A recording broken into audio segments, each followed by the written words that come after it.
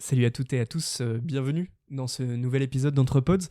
Vous le verrez, c'est un épisode hors série. Hors série pourquoi ? Parce que c'est pas du tout un épisode traditionnel où on va parler d'un sujet précis, quoique.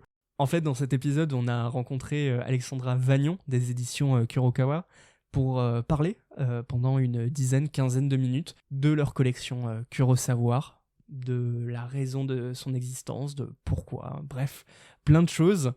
Vous le verrez, le micro est inhabituel puisque en fait j'ai enregistré avec le micro de mon téléphone. En tout cas, merci aux éditions Kurokawa. Très bonne écoute, j'espère que ça vous plaira, que ce format de vidéo vous plaira. On se retrouve en septembre pour la reprise de Anthropods de la saison 1. D'ici là, Karna et moi, on vous souhaite de vous reposer, de profiter du soleil, s'il y en a, on espère. Et à bientôt. Et bien sûr, place au générique. Voilà, on y est. Alors on arrête de blablater et on se met au travail. Ouvre grand tes oreilles, c'est important. Je suis pas bête, je sais que ça va pas être facile. T'as pas besoin de prendre des notes pour ça, enfin.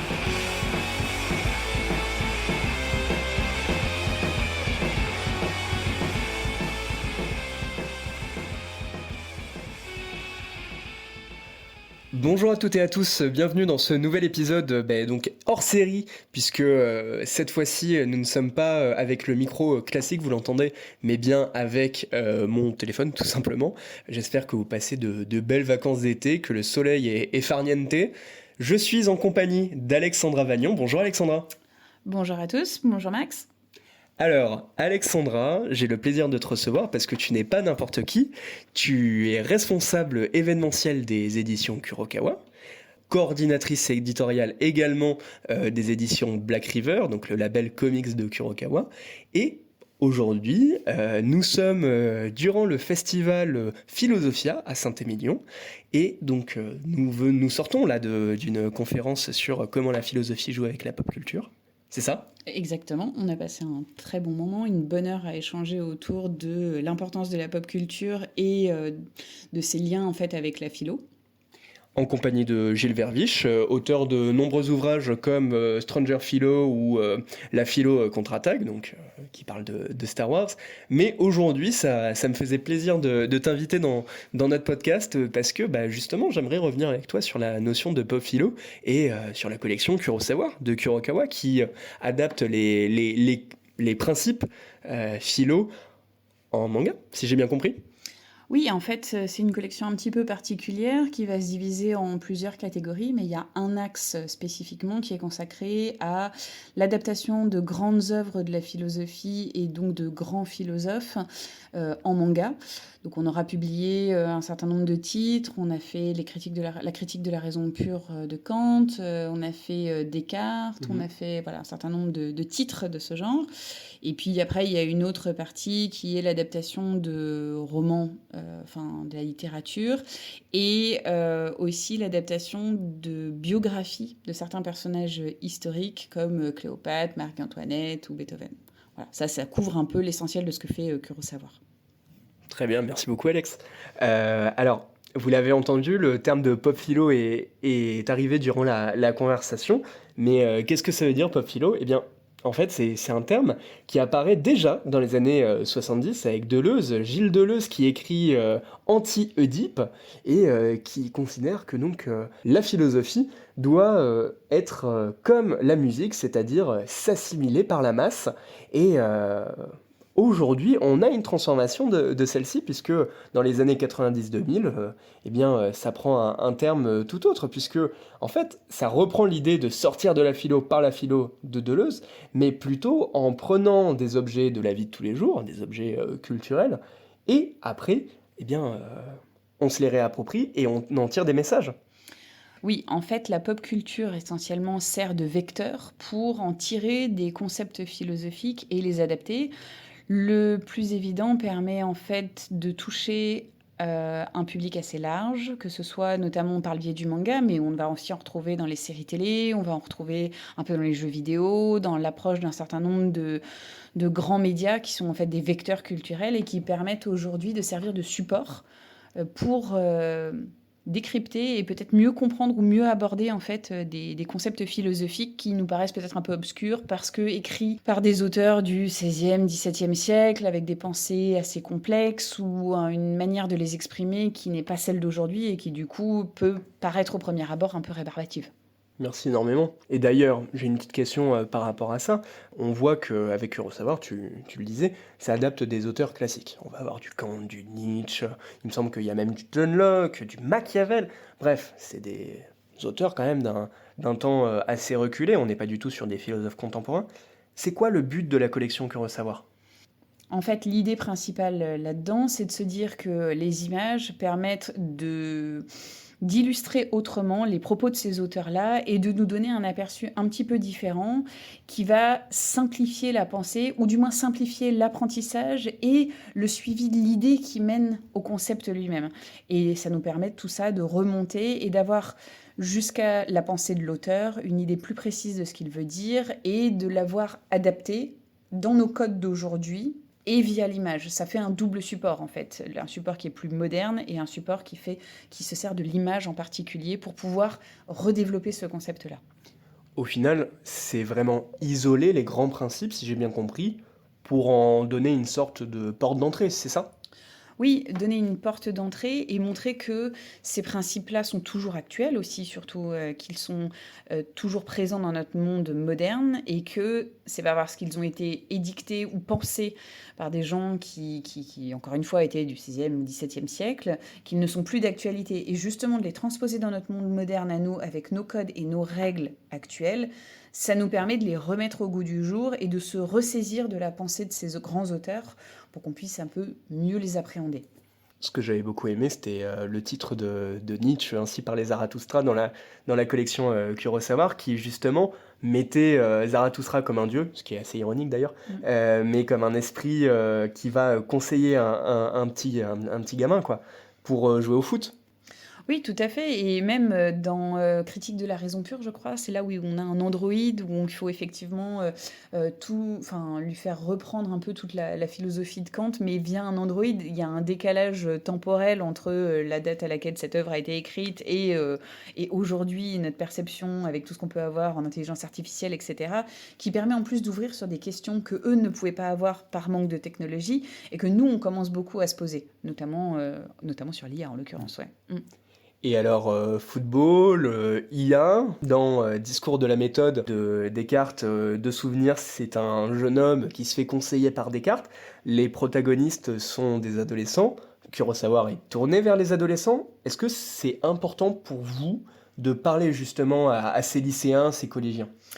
Oui, parce que le manga, en l'occurrence, a connu une grande démocratisation. C'est 15 dernières années, peut-être 10 dernières années, ça reste ça reste des œuvres qui sont mises entre les mains de la jeunesse. C'est surtout eux qui sont les premiers consommateurs de manga, même si nous autres, les vieux du Club Dorothée, voilà, on n'a pas oublié d'où on venait non plus, mais c'est eux, pour toi, celle-là. Voilà, c'est eux en fait surtout qui l'ont popularisé. En vrai, c'est de là d'où ça vient, et avec les animés, etc. Donc pouvoir venir apporter cette forme de culture-là et la leur transmettre sous une forme un peu différente, peut-être moins rébarbative que ce qu'ils vont voir au collège ou au lycée, pardon à tous les profs, mais quand même parfois ça peut être un peu compliqué. Je pense que c'est là où on a quelque chose qui est vraiment de l'ordre de la transmission et de la discussion, et de pouvoir créer des échanges aussi sur cette perception-là d'une œuvre, parce qu'on a mieux saisi le concept et que du coup on est un peu plus à même d'en parler. Très bien. Et enfin, dernière question, et qui a été un peu le cœur de notre conférence d'ailleurs. Tout à l'heure, on disait que dans la pop culture, au final, les sujets métaphysiques reviennent souvent. Que ce soit la question du jeu, la question du temps, de la réalité, de l'autre, de l'identité, etc. Alors, Gilles Verviche nous disait d'ailleurs que la métaphysique, c'est la philosophie. Mais est-ce que parler du jeu dans la collection Kurosawa, ça a un sens particulier. D'ailleurs, on a également des sujets politiques qui sont abordés, je pense notamment au Prince de Machiavel, ou même d'ailleurs en adaptation roman, Kafka, la métamorphose de Kafka. Est-ce qu'il y a un intérêt à choisir des sujets qui parlent du jeu, justement ? Le jeu, là, tu l'entends sous quelle JE. forme? JE, ouais, Ouais, sur le moi. l'impersignification. Ouais, Parce ouais, que pardon. j'ai eu un moment donné où... Non, pardon. Alors, oui, parce que ça permet en fait de renvoyer un miroir à l'individu en fonction de sa manière d'aborder le sujet, de se remettre à l'intérieur, justement, en étant réintégré au sein d'une œuvre et du coup en s'appropriant les échanges, en se plaçant du point de vue, alors en l'occurrence on parlait du fait qu'il y avait des jeunes, mais du coup en se plaçant de ce point de vue-là. Le fait d'aborder de la politique, ça permet aussi aux jeunes d'avoir une porte, enfin aux jeunes et aux moins jeunes de tous les cas de figure, mais d'aller ouvrir un intérêt sur dépasser ce jeu pour aller au-delà vers la société, vers le nous. Et je pense que ça permet de suivre un cheminement qui est aussi celui du passage à l'adulte, de grandir et de s'intégrer dans la société, donc de passer du jeu au nous. Et d'avoir du coup une vision un peu moins étriquée, un peu moins autocentrée, comme on peut l'avoir à l'adolescence. Enfin, après tout, c'est la base, c'est le moment de la logique. construction, Ouais, bien c'est sûr. le moment de la construction personnelle. Et après, d'avoir cette ouverture d'esprit sur le reste. Et je pense que c'est en ça que c'est intéressant d'avoir un peu chaque manga à différentes étapes, en réalité. J'ajouterais juste une chose, c'est qu'il faut savoir que ces mangas-là donc, ont été réalisés par des auteurs japonais, donc en utilisant les œuvres qu'on a citées. On a du Schopenhauer, on a du Nietzsche, on a tout ça. C'est eux qui les ont choisis, c'est eux qui les ont adaptés. Donc en plus de ça, il faut voir qu'il y a un prisme aussi qui vient de la culture japonaise, qui peut être intéressant, qui n'est pas forcément perceptible dans tout, mais qui nous permet aussi d'avoir un autre biais et dans le choix des thèmes abordés, puisqu'évidemment, toute une œuvre ne peut pas être résumée sur Bien un seul évidemment. manga, on est bien d'accord. Donc ça, c'est intéressant. Et j'ajouterais pour finir qu'il y a un truc qui est quand même très amusant, c'est que la culture française, au sens assez large du terme, semble beaucoup plaire aux auteurs de mangas japonais, en l'occurrence. Quand on voit que nous, par exemple, on a un manga qui s'appelle Arsène Lupin, qui est en 10 tomes, qui est une adaptation de Maurice Leblanc, que l'auteur japonais, Morita, en l'occurrence, lui, est tellement fan qu'il est membre du club des amis d'Arsène Lupin, ce qui est quand même Ce qui est parfaitement... génial, Ouais, voilà, bien c'est sûr. quand même parfaitement improbable. On a Descartes qui est adapté. Donc en plus, il y a un peu ce lien aussi entre culture française et culture japonaise, parce que la France fascine quand même un peu le Japon, et vice-versa d'ailleurs. Bien sûr. Et donc je pense que tout ça, c'est important de le signaler, que ça fait vraiment, j'allais dire, écho. C'est quelque chose de très... qui se mélange relativement bien, et qui du coup a vraiment un intérêt pour tout le monde, en fait, D'accord. au-delà de la philo. Très bien. Bah, merci beaucoup. Pour terminer ce podcast qui, je l'espère, vous a plu, Alexandra Vagnon, est-ce que tu as une recommandation pop culture? Alors, manga de préférence, mais ça peut être autre chose, que ce soit de la musique, des séries, des jeux vidéo, enfin bref, ce que tu veux, qui parlerait parfaitement de philosophie selon toi? Alors, pour moi, de ce que j'ai pu voir ces derniers temps, ce qui parle le plus de philosophie, c'est Fullmetal Alchemist. C'est un manga, pardon, de Hiromu Arakawa, qui est un manga qui parle donc essentiellement d'alchimie, qui est effectivement très action, très aventure, et qui suit l'évolution de deux frères, mais qui, en filigrane, et puis progressivement de moins en moins en filigrane, mais de plus en plus au cœur de l'œuvre, Bien sûr. remet en avant des concepts philosophiques, le un est tout, le tout est un, le fait d'évoluer, de passer à l'âge adulte, d'abandonner ses illusions, les concepts de limite du corps, de l'esprit, les concepts aussi de... jusqu'où peut-on aller, enfin, jusqu'où se sent-on capable d'aller quand on a un objectif à atteindre, les liens aussi indéfectibles entre les deux frères en l'occurrence, mais aussi entre tous les autres personnages auxquels ils sont liés.